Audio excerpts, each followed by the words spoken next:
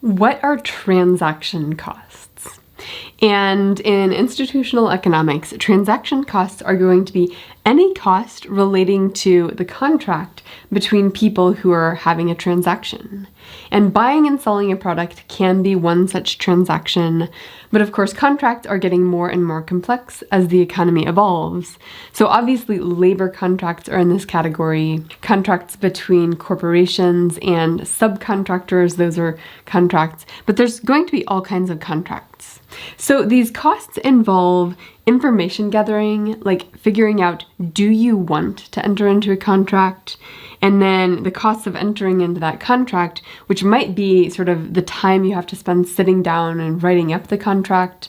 It might be everything you have to think about to translate the information you've gathered into what should be in the contract. It includes monitoring costs. So like making sure that the other person follows through with their end of the bargain in a contract. It includes enforcement costs, like if they violate the contract, what do you have to do to enforce or get the money out of them? Or like you might have to hire someone to go, to go extract money from them. And it includes exclusion costs. So making sure if this is a contract between us and we've agreed that we're the only two people who are going to use this land for this time, say it's a timeshare, how do we make sure other people don't come in and violate the property? How do we make sure, people clean up after themselves? And for many economic contracts, these costs are fairly high. Let's go through a few examples at increasing levels of complexity. So if you buy a washing machine, that's a fairly simple transaction. Like you think of, you pay for the washing machine, they give you the washing machine. But there's also going to be like installation. Do they cover installation or do you cover it? Do you want a warranty on that product if it were to break down within a few years? So that relates to who bears the risk. And to figure out what that contract should look like, you need to actually research, does this product need a warranty? How frequently is that going to break down?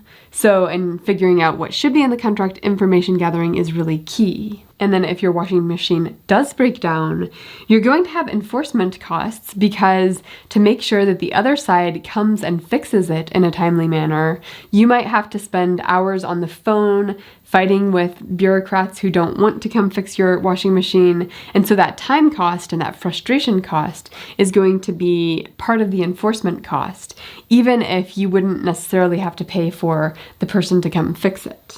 As you might imagine, labor contracts are going to have high transaction costs.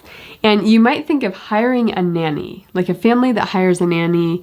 They have to do research on which websites have good information about the nannies. Maybe they have to call up the past references for the nanny. And so part of the costs are sort of the cost of entering into the contract is that initial interview and that initial conversation about what you expect and the rules that you enforce in your household and whether the nanny is willing to enforce those rules, whether they're able to. And then monitoring costs. Some people have nanny cameras to monitor to make sure their nanny is enforcing their rules. If they don't use physical punishment in their household, is the nanny doing what they requested? And then enforcement costs. If there's a violation, what do you do? How do you enforce that? So all of these are sort of built into transaction costs. With YouTube, part of the transaction cost is the cost of enforcing the community guidelines and sort of building algorithms that will make sure their rules are enforced. Transaction costs are actually one of the big reasons why organizations get bigger and bigger and bigger. You might imagine if you're a firm and you've been hiring janitorial services on a contract basis. That's a situation where there may be a ton of transaction costs involved with figuring out what janitorial service to go with, making sure they're following through with what they agreed to do. And so bringing that in-house, like bringing it under the umbrella of the organization, could be beneficial for reducing transaction costs. You know that you're sort of handling the whole business yourself. You can monitor people better if they're underneath your organization, if they actually work for you. So one of the reasons we see a lot of sort of mergers and acquisitions and things like that is the companies acquiring subsidiaries are trying to reduce the transaction costs that they would have to incur if they were actually entering into a contractual relationship with this other firm. And as you might imagine, the more people are involved in sort of constructing the contract, the more people who care about the outcome, who are sort of sitting at the table on one side of the contract, the more complicated this is. And the more complicated it becomes, the bigger the transactional cost is as a portion of what you're paying for when you're buying this service. In fact, if we look at the economy, a lot of people will say you see a growing coordination sector.